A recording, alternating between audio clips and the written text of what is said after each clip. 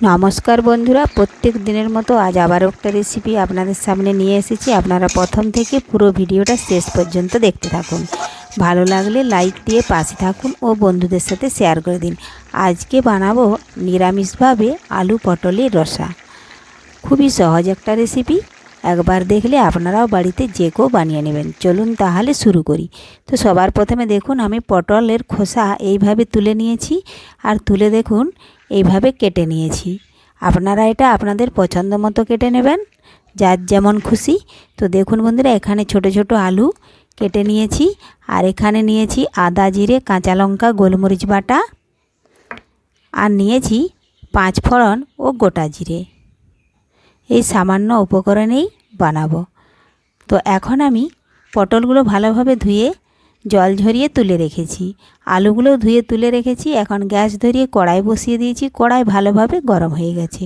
পরিমাণ মতো দিচ্ছি সাদা তেল। সাদা তেল একটি ভালোভাবে গরম করে নেব।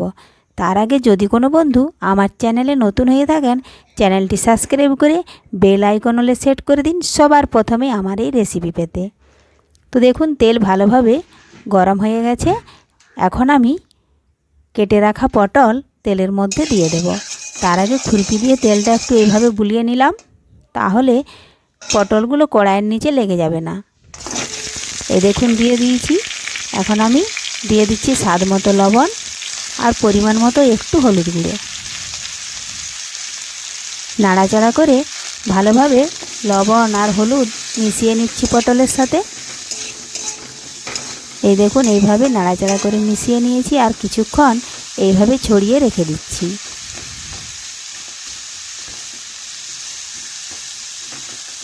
কিছুক্ষণ রেখে দেওয়ার পরে আবারও কিন্তু নাড়াচাড়া করে আমি আবারও যে পাশটা হয় না সেই পাশটা আবারও একটু ভেজে নেব।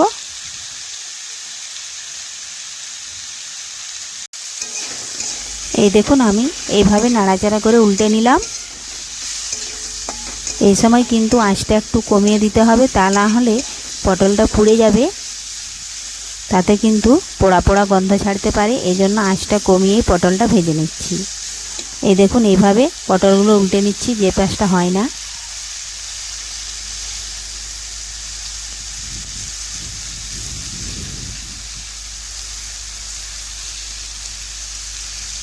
উল্টে নিয়ে আবারও কিছুক্ষণ পরে এই দেখুন আবারও উল্টে নিচ্ছি। তো পটলগুলো ভাজা হয়ে গেছে। এখন পটলগুলো তুলে নেব। এইভাবে তুলে নিচ্ছি একটা অন্য পাত্রে।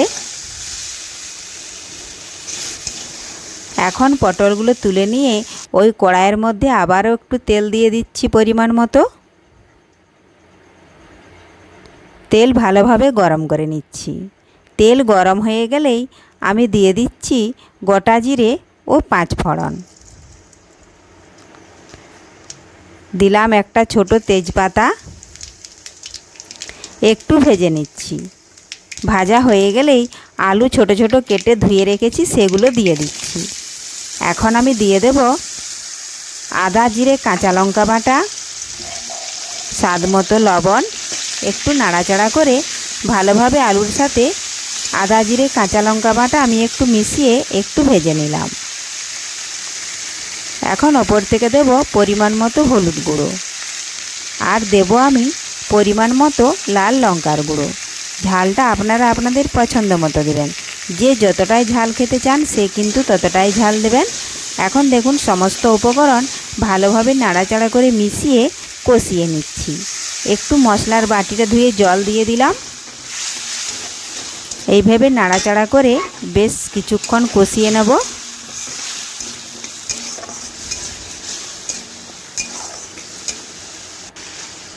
তো দেখুন বন্ধুরা আমার কষানো হয়ে গেছে। এখন আমি ভেজে রাখা পটলগুলো দিয়ে দিচ্ছি। ভালোভাবে মশলার সাথে মিশিয়ে নিচ্ছি। নাড়াচাড়া করে মিশিয়ে নিয়ে আমি কিছুক্ষণের জন্য একটু ঢাকা দিয়ে রেখে দেব।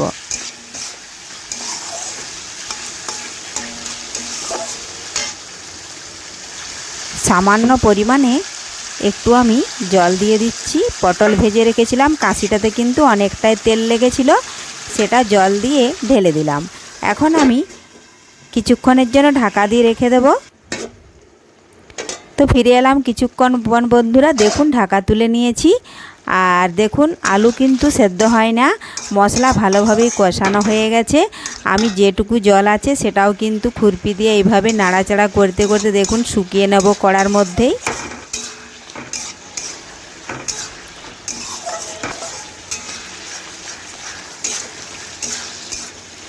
দেখুন জলটা যতক্ষণ আছে ততক্ষণ কিন্তু আমি একটু রান্না করে নিচ্ছি। জলটা শুকিয়ে গেলেই আমি আবারও পরিমাণ মতো একটু জল দিয়ে দেব।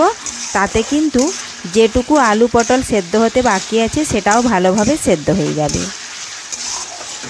আর আমি এখানে নিরামিষভাবে বানাচ্ছি, আপনারা পারলে পেঁয়াজ রসুনও দিতে পারেন।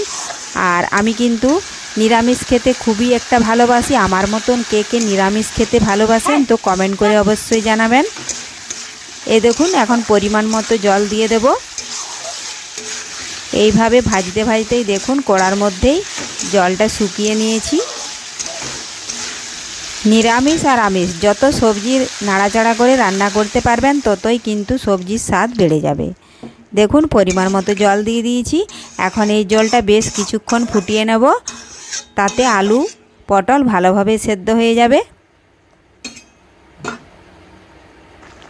তো দেখুন বন্ধুরা আমি বেশ কিছুক্ষণ ফুটিয়ে নিয়েছি, এখনও আবারও ফুটিয়ে নেব, যেহেতু আমি আলু পটলের রসা বানাবো। অনেকটাই জল ছিল, দেখুন অনেকটা জল ছিল, কমে গেছে, আলুও ভালোভাবে সেদ্ধ হয়ে গেছে।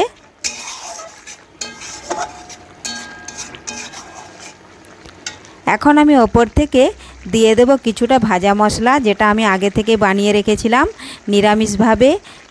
এইভাবে যদি ভাজা মশলা দেওয়া হয় তাতে কিন্তু তার স্বাদ আরও বেড়ে যায়। দিলাম আমি সামান্য পরিমাণে একটু চিনি। সমস্ত কিছু একসাথে নাড়াচাড়া করে মিশিয়ে নিলেই তৈরি হয়ে গেল আলু পটলের রসা।